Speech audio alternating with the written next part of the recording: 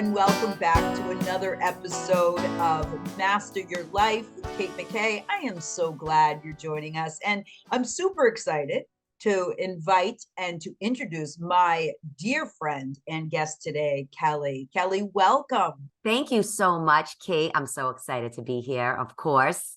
So Kelly and I have been friends for a bit, colleagues, friends, acquaintances, just badass sisters together. And I'm going to do an intro because I want to give her a formal introduction, and then we're going to get after it. Look forward to having some fun and sharing some real juicy value today. So Kelley Tyan is first and foremost a proud wife and mother of her two children.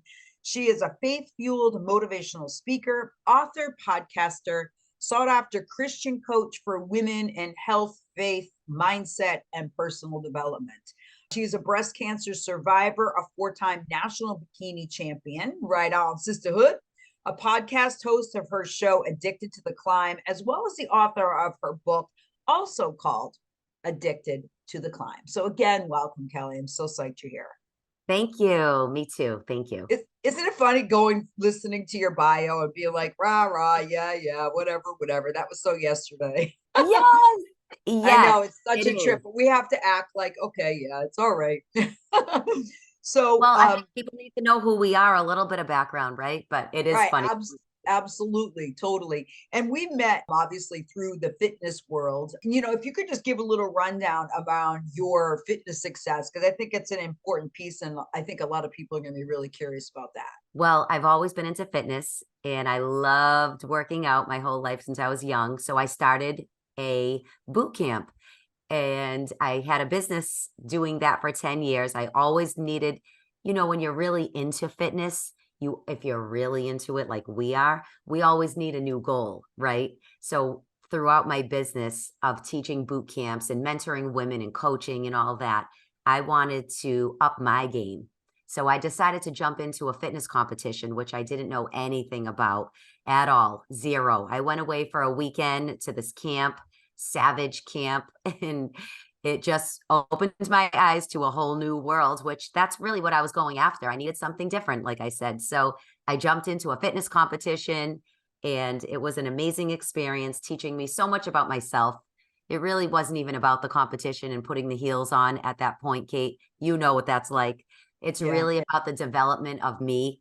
What am I capable of? What am I going to learn about myself, which was discipline, how I can keep myself motivated, because motivation is just a feeling.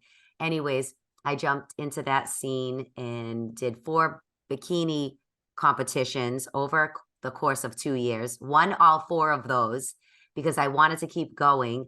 I got that little bug inside me that I loved the way I felt. I loved conquering my own goals and challenging myself to just do the thing that was so hard to do, which was be disciplined enough to eat all my meals and drink all my water. So it was an amazing experience. And that's how we met, through that industry, which I'm so grateful for, because look at us today. And it just brought us together, because I don't know if we would have met if I didn't do the fitness thing, and maybe not. No, I would agree, and I think that that's the piece about it. I've met some really powerful people through fitness. So there are a lot of people, and I was talking about this today because I do these motivational Monday videos, and I was talking about the word devotion. When I'm getting ready for a show, people are often saying, wow, you're so disciplined. And I honestly don't view myself as a disciplined person. I am a committed person and I'm a gritty person, but I don't necessarily view myself as disciplined. But I do think that part of, and I love that you touched on this, is that it becomes that devotion of your highest and best self. But why is that important? And what did you learn through that commitment? Oh my gosh, that's such a great word. I wrote that down because I always use the word discipline, because it was a discipline, but I did learn about the devotion to myself. That's a powerful word. And I did become very devoted to my end game. And I didn't want to disappoint myself along the journey. So being devoted to something, whatever lights you up, I think that's really what you need to focus on. Am I doing this for me? I want to devote my time to this thing that I'm trying to accomplish because I love myself. I want to do this for myself. And yeah, you just made my mind is going in so many directions right now because that word just struck a chord with me because I Yeah. guess I am really devoted to my end game of who I want to be. Who's the Hmm. woman I really want to be? I need to And devote who you, myself to her. right, and who you came here to be. And I Yeah. think that's the big piece about being a person that is in the motivational, transformational, personal development space is that Mhm. there's an obligation on you and I believe, and a responsibility, a sacred responsibility to attain that experience because I understand that people are watching. And I know there's a lot of haters out there too, right? I mean, obviously, when you are a bright light and you're standing in stripper heels in a bikini at Well, any that's the age, way you put it. right, right. But at any age, right? You're opening yourself up to be criticized or to Right. be maligned or whatever the negative connotation is. But what would you say? Because I think this ties in a little bit to addicted to the climb. And ultimately, I know you've had dark times. I know you've struggled. And I just want to actually go to a particular place because I mean, I think people see you and they're like, oh my gosh, she's so beautiful. She's got an awesome husband, her beautiful children. Like, she's got the life. Kelly T's got the life. And yet, if you don't mind sharing with us this dark time for you when you left your home in the dark at night. Oh my gosh. Okay. Well, yes, they might see the outside and see all the things that, the highlight reel of us. But right, Addicted to the Climb was birthed. That name came to me because I realized that I really had to climb my way out of a lot of different circumstances that I faced, deep, dark circumstances, things that happened in my life, as many of us go through. But I knew deep down that I didn't want to stay there. And after I grew up an only child. I had the two most amazing parents. Again, it looked amazing on the outside, but guess what? It was that amazing on the inside. I loved my parents. I cherished that relationship of being an only child. Yes, I always wanted siblings, but really it gave me my parents to myself. And it was just a beautiful childhood I had, teenage years, not perfect, but beautiful. And I Mm, really honor that to this day. So having my mom, the relationship I had with her about 6 years ago, my dad was diagnosed with a rare blood cancer. He was a runner his whole life, never took a Tylenol, an aspirin. He never had a headache. God bless the man because I never saw anybody just be healthy. He didn't do anything different. He didn't eat great. He didn't even hardly drink water, which was very shocking because he ran 5 to 7 miles 6 days a week since he was 17 years old. My dad came down with this rare blood cancer. Okay. So my mom and I had to brace ourselves. Now, meanwhile, my mom, when I was born, also had rheumatoid arthritis, which was it just attacked her joints. So she wasn't healthy physically. Mentally, yes, because she was very faithful. However, she wasn't healthy in her physical body. So when my dad was diagnosed with this cancer, we had to really step up to the plate, come together as a family. We showed up. Okay. My dad went in for the stem cell transplant. It was a very trying time in our lives. I had to take care of my mom mentally, physically, and my dad. So all the burden was really on the only child. It was hard. It was very hard, but I did it with faith. And I'm telling you this story because as my dad was getting better, he was sent home from the hospital after this transplant and he had to go in isolation for 1 year, they told us. And this was in 2017. 3 weeks to the day when my dad came home, my mom died of an aneurysm, a sudden aneurysm. Very unexpected, came out of nowhere. Yes, she had rheumatoid, as I led to in the story, but that's not what killed her. It was a sudden aneurysm that just brought me to my knees. And I could cry thinking about it because I went to their home and I saw it on my dad's face. My mom had fallen in the morning and So that was a rock bottom moment for me 6 years ago. This happened. So here I am having to take care of my dad. My mom's gone. My dad had to be in isolation. We couldn't have anybody come over to comfort us. It was awful. It was very, very isolating, very lonely, which led to me again falling to my knees and going into a deep, dark hole in a pit that scared me. I was very afraid because I never felt this way. I've been through breast cancer, as you mentioned. That was a hard time for me. I've been through other things, just taking care of my mom my whole life. Just different things that I've been through in my life. Like I said, like most of us can relate. But this moment brought me so much to my knees that I actually was scared for my own life. I was, she was my best friend. I leaned on my mom for so much, my faith as a mentor. She was really full of so much wisdom, and I lost it all in a quick moment. And I didn't know how to climb at that moment. And I almost felt feelings of suicide, which I never talk about because it was scary. Kelly would never say those words. Like I never got to that place when I had breast cancer. When my dad told me he had a rare blood cancer, I didn't go to those deep, dark places. But when I lost my mom, I just lost a part of myself that really, again, it was terrifying. I want people to know that if you get to those moments, you have a choice. And for me, I was so scared. I said, what is my decision here? What am I choosing? Do I want to choose life or am I going to choose the easy way out? And I So knew what that was it? What was that then for you? Sorry to interrupt, Kelly, but I, that experience of being in that dark place, right? And like you said that you left your house. You were like, your husband's like, "Where are you, Kelly?" absolutely. And yeah, and so what did you feel at that moment? I was just so terrified of my own feelings, being so scared that I felt so empty and so it was such a physically I was sick because of death. You know, we all deal with death differently, but it affected my being. I was having panic attacks. I didn't know how to deal with these physical things that were happening to me.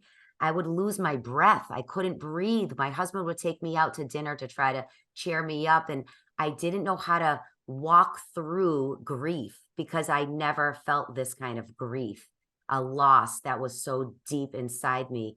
But I got to the point, oh, yes, like you mentioned, I would leave my house at 10, 11 o'clock at night when nobody knew. And my husband, thank God he had Life 360. I would be on the side of the road in my car with my car, the driver's seat laid back because I just wanted to cry and I just wanted to scream. And I was having these awful thoughts in my head that I don't need to go on anymore, Kelly. You don't need to go on. But I got to the point where I'm like, what am I doing? What Mm, am I doing? Now, my mom, as I told you, grew up with rheumatoid, but she had faith. So I mhm, witnessed a mother battling her disease, battling her mindset with faith. And I saw that, wow, she's leaning so much on God. She's leaning so much on her faith. That's how she wakes up in the morning. Or mm, otherwise, she'd be in bed all day. So I got to a point where I had to really ask myself, am I going to choose faith or am I going to stay in this fear in my mind? And I didn't want to do that. So I really slowly had to climb my way out little by little with faith. Faith is really what got me through. I started saying, okay, God, I'm going to lean on you the way I saw my mom lean on you. If it works for her, maybe this is really going to work for me. Can you really help me so I don't think about these awful thoughts that are trying to kill me? They were trying to kill me. And it was mm, scary, as I said. So I just had to take that step. I just said, okay, I'm going to drive home now. I'm going to go home. I'm going to go to bed. I'm going to try to wake up.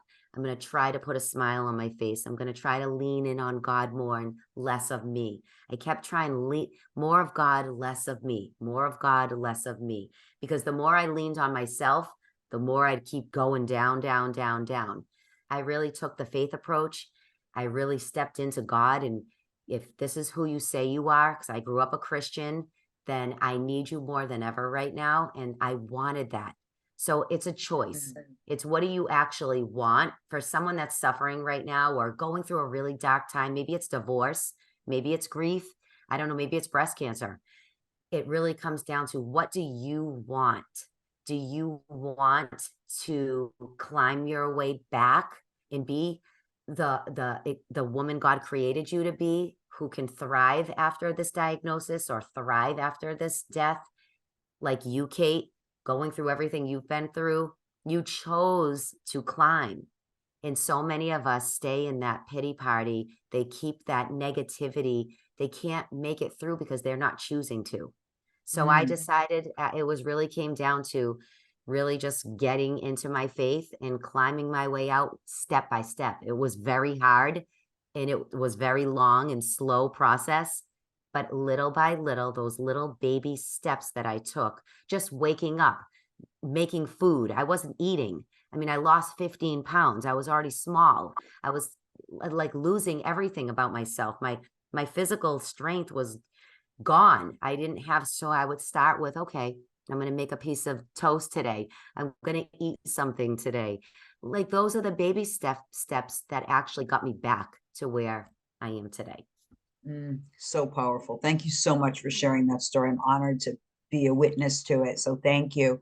You know, when you were talking, it's so funny because both of our moms are Normas, which I just love that when we found that to be true, you know, and it's just like Normas are with us, you know, both of us, Yes. both of them have passed, but it's like that for you, it's like your mom was the conduit to God for you, Mm-hmm. you know, and then you lost her, and then, but she was the conduit. You're like, wait.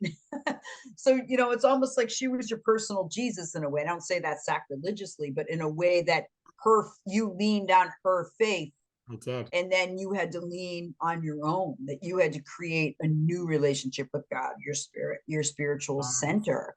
It's such a way powerful image. Have you always wondered what it was like to work with a coach? Do you feel as though you're looking for another person, another point of view that helps you open up to live your highest and best self? I'm Kate McKay, and thank you so much for listening to this podcast. And if you're interested in learning more about what it's like to work with a coach, please click on the link on the strategy call in the show notes below. And I look forward to getting together with you and adding value, helping you figure out next steps to live your highest and best self. So I have a question for you. I'm really curious about this, that when we talk about for fitness, they say, for example, like that we have to be in love with ourselves, that we have to put ourselves first, right? That's an important part of like that devotion to our highest and best self. How do we bridge that with this greater devotion to our highest and best self? You know, what we were called here to do. Where is that bridge, you know, as far as our climbing? Everything goes back to faith for me. I Mm-hmm. bridge my highest self directly to the strength of God. Mm-hmm. And that's the bridge. And if I believe what God says about me, he says in Ephesians, and if I can rattle off a Bible verse here, Ephesians 2:10 says you were created as a masterpiece. So if I believe that, then that's how I can step into my higher self. Because if Mm-hmm. God tells me that, and I'm talking to you, listener, and you out there, you are a masterpiece. You were created in his image, and he wants to see you win. He wants to see you thrive. He wants to see you lead a fulfilling life. It's not going to be easy, but if God tells me that, then why do I keep doubting myself? Why can't I step into being the best version of myself? So it's a belief that has to be, you have to work on your belief system about yourself. And for me, it's listening to what God says about me. My identity comes from him. And if I believe what he says about me, then I can become unstoppable. Why can't I? And that's what I lean into every single day when I start fearing, when I start doubting, or I don't feel good enough. I lean into, wait a minute. Well, God says I am good enough. That's all I need to know. So for me, that's how I keep climbing. That's how I do go one step further. That's how I level up in my own life every single moment, every single Mm-hmm. season. So what do you think's in the way of that? I mean, because obviously, as you said, motivation's a feeling. It's also a neurotransmitter. It's actually our brain chemistry getting us moving. And we can use that dopamine hit that we get ideally in the morning if we're just talking about the science of motivation. But what is the components, that we can use that oomph to get us going, but to keep going? Do you have any suggestions on what people can do if they don't feel motivated? Number one, or I get started, but I can't keep going. Oh, such a good question. And I love this because I speak about this a lot because motivation does not last. We know it's a feeling, just like happiness comes and goes. If the wind blows, oh, I'll work out today. Well, if it's raining, I'm going to sit on my couch. What I suggest is, for me, what I've done is I had to look at the patterns that were happening in my life. I couldn't rely on the motivation anymore because, listen, at the end of the day, I don't always feel like working out. I know that I do work out, but I've gotten myself to this place because of the habits. It really does come down to, if I want to feel good, if my goal is really for me to not just look good on the outside, because whatever with that, I really want to feel good on the inside as I'm climbing up the ladder in age.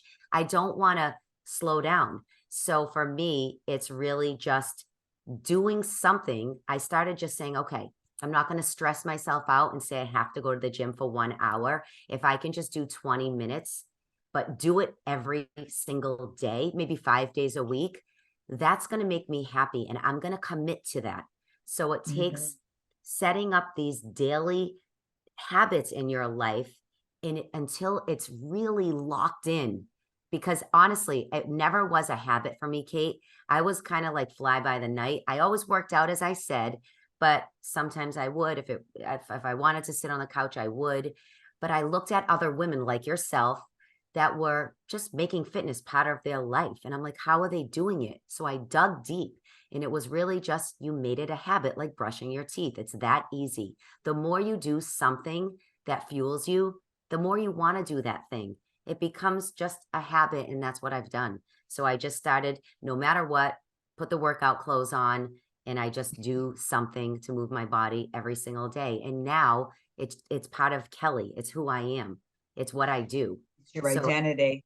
And then it becomes uncomfortable not to do it. And I would say to anyone that, yes, there is a study out there. I just recently wrote about it, but it's like there are people that are motivated to exercise and there are people that aren't. And I'm fascinated by non-exercisers because obviously I coach people through performance, through exercise and things like that.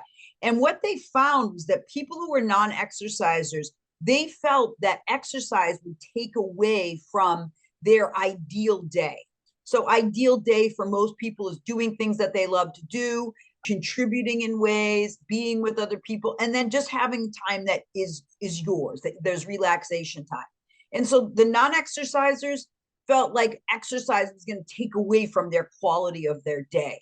And so you yes, see how important mindset is. That I know the majority of people don't want to work out, don't exercise like me. They don't like it. And yet, at the same time, how do we incorporate and shift the mindset that the ideal day, you could work out with someone else? It could be that you're just going to have greater energy, to have better relationships.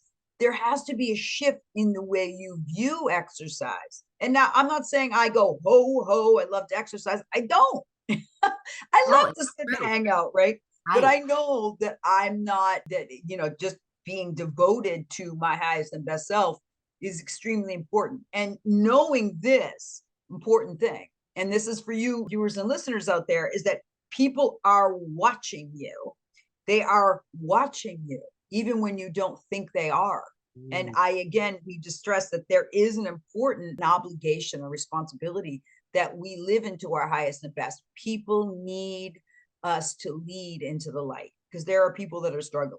So There I are, would say, yeah, so just making that commitment is so Kate, crucial. I also want to add that a lot of the women I work with as clients, they feel the same. They don't like to exercise, but it's because one of the reasons is because they haven't found something they love. Nobody wants to walk into Planet Fitness and go use all the machines if they don't like to do that. So I always suggest, you might have to try 6 different Pilates, a yoga, a spin, a boot camp. There's so many things that you can try, and I promise you'll find something that clicks with you, that lights you up. You can be like, that felt really good today. You know, you might not love spinning. A lot of people don't. They don't want to sit on a bike and spin. Okay, that might not be for you, but so my husband's a good example of this. I am the fitness queen in my house, as you know, the competition girl. I've led 10 years in a boot camp business, fitness business, all this stuff. My husband never worked out. He was always struggling, yo-yo dieting. He just couldn't find the motivation.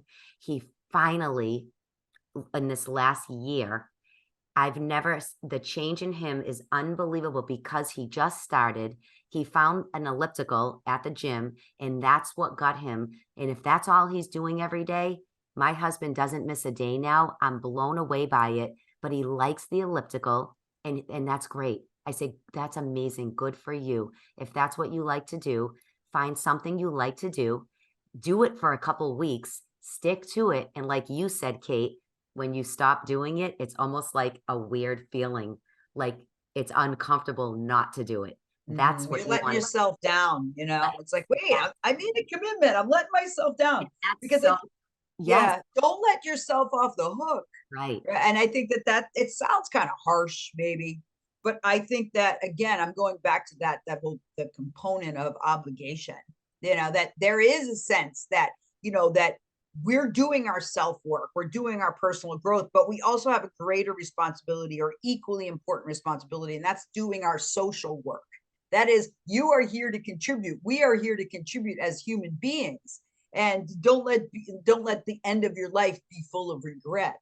I guarantee, Kelly, your mom, even though she passed young, and your mom was in an excruciating amount of pain, and you had said, why couldn't I at least have for one day seen my mom not in pain?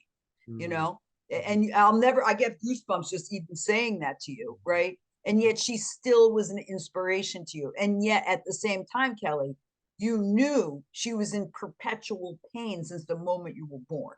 I did. So just the fact that you knew this to be true and you were a witness to that, and yet you still stood in powerfully for each other is incredible. And I just want to say to you that the light of your mom surrounds you in all that you do. And I feel her and I know her. And I'm so grateful for your ability to bring her with such life and vitality in the world. And what an honor. So thank you for sharing her as well. Yes, thank you so much. It means the world to me because if I could just, you know, be a little bit of what she was, differently, but she just really was. She paved the way and her faith got her through every day. And it's a beautiful thing when you can find faith, something just to believe in, because our thoughts are going to play tricks on us all day long. Those negative thoughts come in and doubt and fear and all the things. But that was one thing my mom just really, it was a mental thing for her. The battlefield of the mind, she fought back with gloves on and she conquered her giants every single day. So I believe if she can do it, I can do it. And so can you, listener. We all can.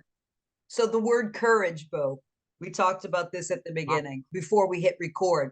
Why courage? Why is courage such a key operative word for you in your life and in the life of your community, of the people you inspire and help motivate and grow?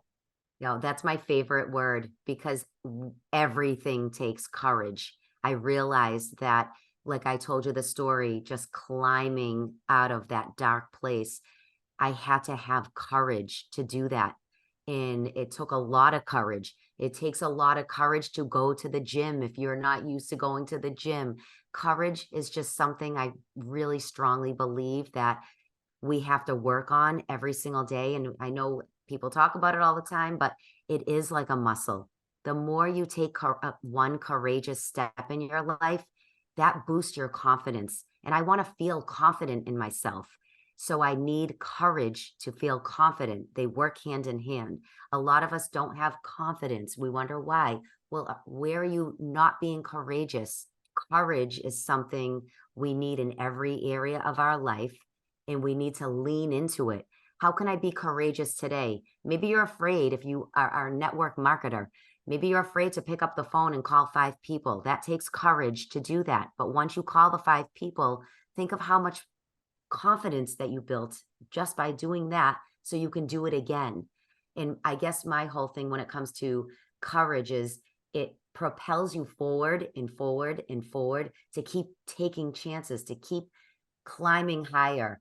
So courage to me is really just stepping into the unknown, but which builds confidence to do it again. That's what Addicted to the Climb is. It's really about climbing out of comfort and having the courage to do so. And the more you do that, the more confidence you have to do it over and over and over. And that's the woman I want to be. I want to be known as a courageous leader of my own life. And that's what I want to teach my women to be too. And that's, I know you're the definition of courage in every single way for everything that you've been through. You really are. But we can't do anything without it. It's true. It's absolutely true. Even when you don't feel like it. Right. And I think that's such an important piece, is that, as you said, your thoughts are going to talk you out of everything, because it's comfort is what your ego seeks, but your higher self is demanding more. Yeah. So listen to that voice, because the satisfaction of a life well lived is something I think that we all want to savor. Absolutely. 100. We all want, nobody wants to stay the same when it deep down. If you're staying the same, you're not growing. The only way to grow is to take a chance on yourself. Get out of that comfort. There's nothing fun happening in comfort, as we know. No, yeah, exactly. Yeah, it's boring. But people are like, but I like it. It's cozy. Cozy. Well, it's cozy. Stay there if you don't want to climb higher in your life. But if you really want to see more mountaintops and beautiful views, then you have to get out of that comfort and be courageous to do so. And people are waiting for you. I mean, that's a piece I want all of you to know, is that there are people waiting for you. And if you feel like you don't have the ability to do it alone, I'm going to tell you right now, you can't do it alone. You've got to find communities. You've got to hire a coach or a mentor, find a mentor that's going to call you out and call you up when you don't feel like it. I mean, Kelly and I both have coaches. There's no way I would be where I am without my coaches, without my board of directors, as I call them. So you're not alone. You are not alone. And that's really such an important piece. Would you agree, Kelly? That is one of the key factors to anyone's success. It really, truly is. I've tried it alone. And I mean, I've owned 4 businesses.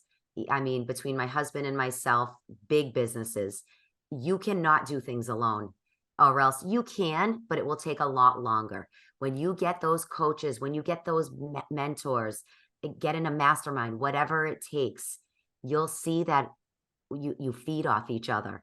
You are all climbing higher, sharing ideas, knowing that you're not alone, and you will go further and faster when you do it together.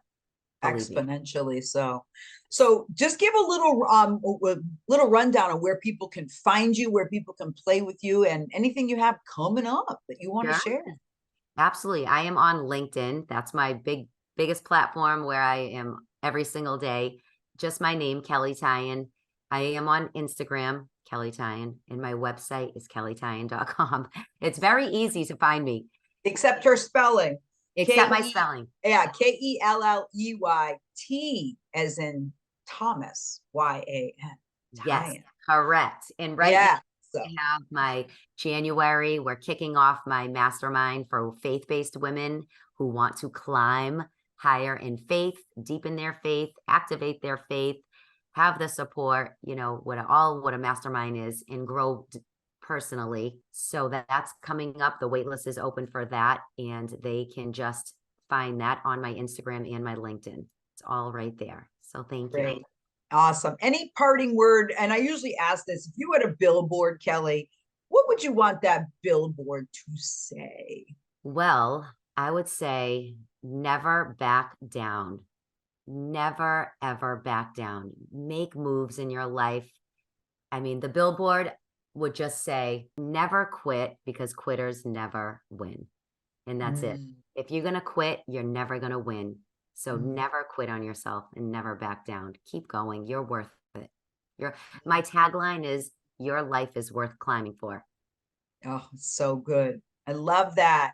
So, viewers and listeners, men and women alike, your life is worth climbing for. And Kelly, I just want to say thank you. Thank you for your inspiration, your honesty, your transparency, and your beautiful passion to win and to grow and to inspire others. So, thank you so much. Thank you. Thank you for having me. And thank you to all you viewers and listeners. I'm Kate McKay, and I appreciate your support. If you liked this podcast episode, please like it and share. And until next time, remember, you have greatness within you. And don't forget, there are people waiting to see you, to hold you and support you along the way. Take good care.